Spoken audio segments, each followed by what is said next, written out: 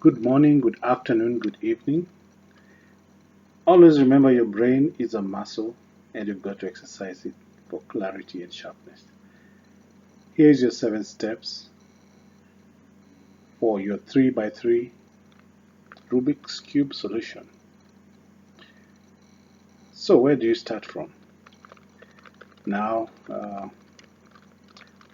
pick one random color. Pick yellow, for instance. So, where do you start from? Your number one step is you need to create a cross, a yellow cross. For the first step, the cross is very important. So let's see how we can do it. So there's your green and yellow. Make sure you align the sides so that the colors are also the same. Next,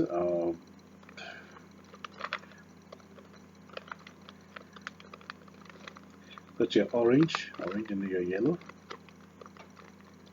Got your oranges done. Next, red. Your red is already done. That's pretty easy. So you see, you have your first step done. Okay, now just one more. Blue.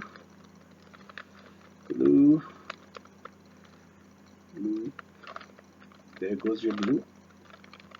So your first step is already done. That is your yellow cross.